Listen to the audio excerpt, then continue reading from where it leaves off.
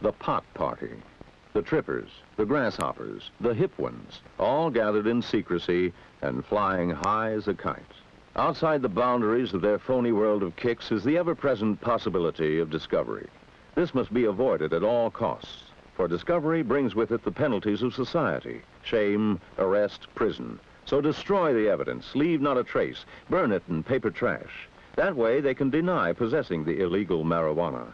They can say the flaming can is part of a game. They can lie, they can swear. This time the gang's lucky. It's not the law, or discovery, or problems. It's just their supplier, Pete, with his #1 chick, and a new guy looking for kicks.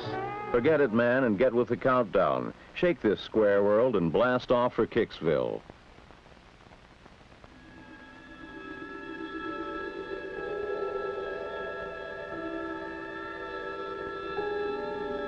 To John, his first pot party looks exciting. Everyone seems to be having fun.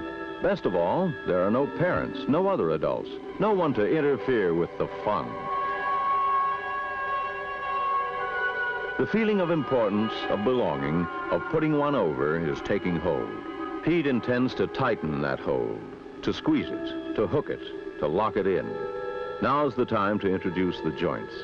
But Pete has learned the rules well. A pusher can never be caught with the stuff on him.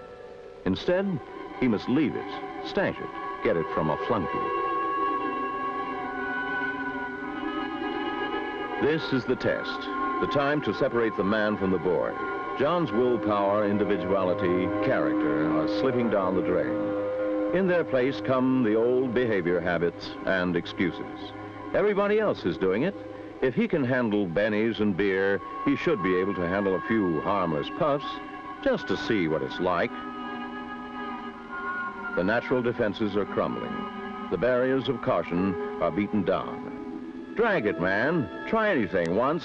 Fly. You can't get a habit from weed. Quit whenever you like. Don't be chicken.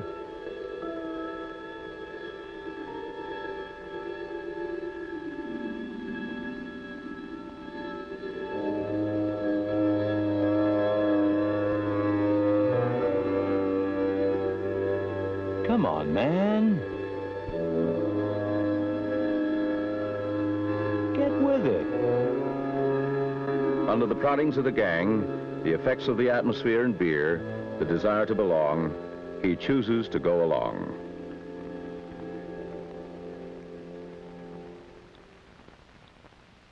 John surrenders his dignity and lays his future on the chopping block. Not whether it's good or bad or right or wrong. But if he stopped to think, he would see the stupidity of it all. Now he's too involved to think.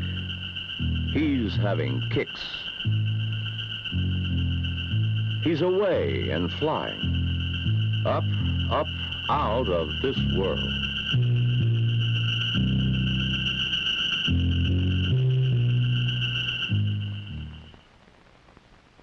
But everything that goes up must come down. It's a new and increasing face, citizens, white and middle class. The black, the poor, still outnumber him by a vast majority. But they all share one experience, prison, and expect to share another. They expect to come back. This is for animals. The dogs, our guard dogs live in cages, in dog houses. Dog cages, fences, walls around them. We are people. We have hearts, we have souls. We eat, we talk. We have feelings. And this is my answer. This whole prison system is wrong. 52% of those in prisons have not yet been convicted of a crime.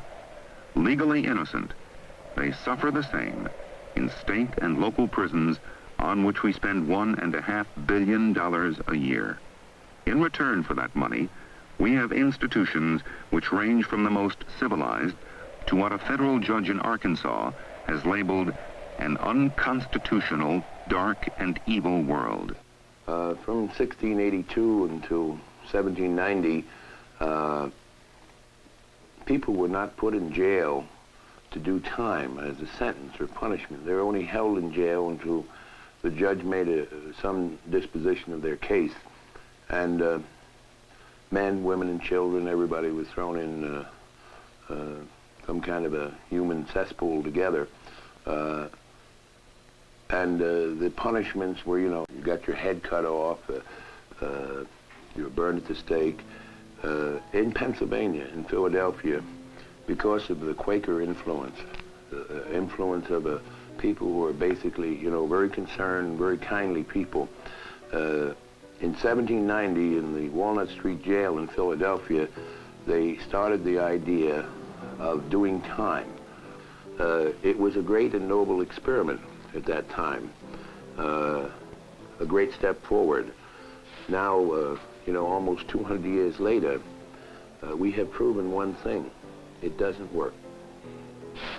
We put men in there, they're in pain, they're socially ill, they're a danger to the community, and we let them sit in some kind of a human warehouse in cold storage and do nothing except count them and feed them and treat them in a way, in most places, many places at least, that if we treated dogs this way, the SPCA would be swearing out warrants all over the place. So we have to learn to at least treat our prisoners as well as we treat the animals in the zoo. The place for treatment of the social misfits of our society is in the community. The community instead finds it very convenient to put them behind a wall and think that there's some magic about the bricks and the stone and the steel that'll affect change. And the community that feels this is correct. It'll affect change. It'll make a man change. He'll become much worse. I got one word for it. Hell. First night I ever came in here and they locked that door, that just killed my whole spirits. But when I ran away, believe me, I had it tough. I wanted to go back home. I wanted to go back home even after my stepfather had beaten me half to death. I wanted to go back home. Do you want your kids to be in here when they're this age? Well, if you don't, you better get home. Right on. Right. They don't want me home because, they think that I'm going to corrupt my brothers and sisters. I can't see my brothers and sisters because I'm so corrupt, There's no way you can make it. Even adults have a hard enough time surviving in this world. It's hard times for everybody. It's just hard to survive at an older age. And how do you expect to survive at the age of 13? Jim was up for 3.5 years. I forget exactly what it was, 3.5, 5.5 years in jail, man, in something called Raiford, in Raiford Prison, man, in Dade County, Florida. And when Jim went to get his mugshot, when he presented himself for the warrant that was issued, they took his picture, man, and then you head on, and then you grab the guy's face and you turn it sideways and you get that mugshot. And he had long hair, and the cops who took his picture said, "Wait till we get you in Raiford, boy. We're gonna see about that long hair." And you bet Jim was scared, man. We were all scared for him.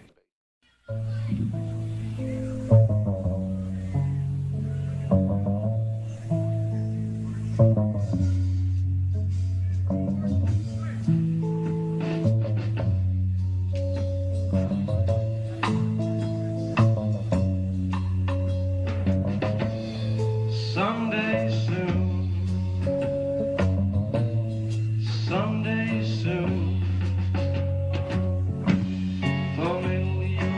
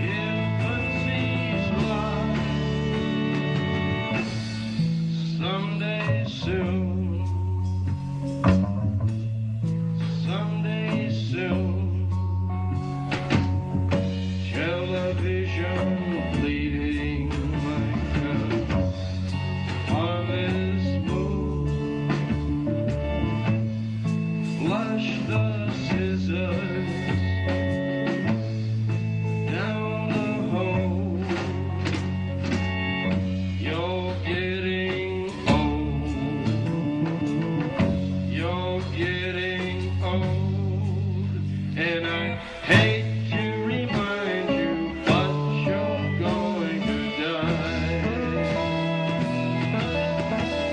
And you're going to be leaving all of your life.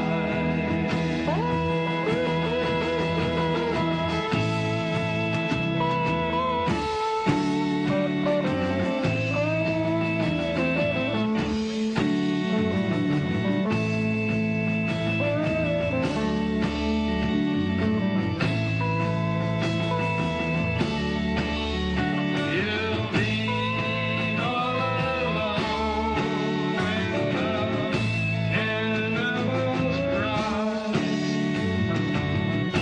All by yourself inside infancy's life. Someday soon, someday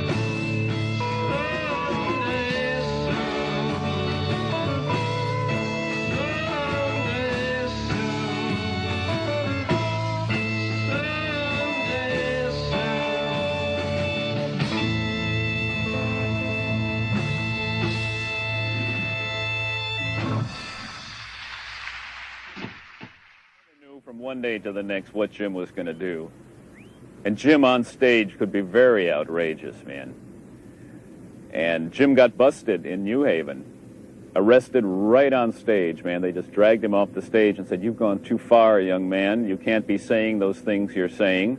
He was telling a story about the cops macing him backstage, man. He was backstage making out with a chick, man, and got maced because they didn't know who he was.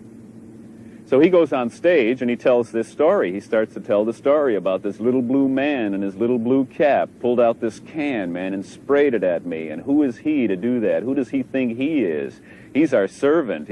Cops are public servants, man. And Jim's going on and on and on, baiting the police. And at one point they said, "That's it. Boom. You're arrested, man. Inciting to riot, breach of peace, et cetera, et cetera, et cetera." And they hauled him away and put him in jail. That was like really the beginning of our being concerned that Jim could very possibly go off the edge at any time, and the whole thing we'd worked for could be nullified. What is too far? Too far is it gets you arrested in New Haven, Connecticut, by Captain Kelly and the good police officers of New Haven. "You're under arrest, young man. You've gone too far." And they pulled him away, arrested right on stage. I hate to spook anybody, but this is my favorite number. Play your ass off, boy.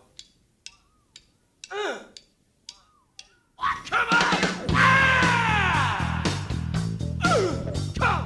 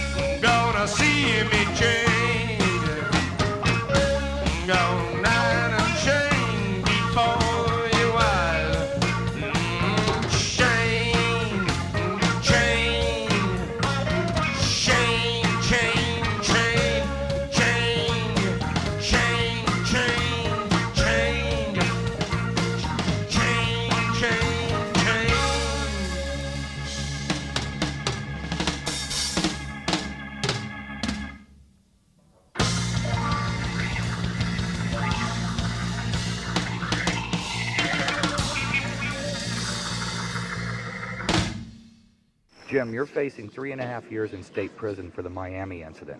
The scope of this trial goes way beyond rock and roll.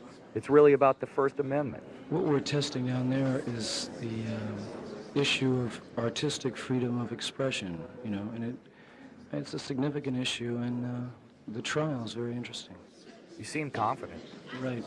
And hopefully it'll be over in time for me to do a European tour.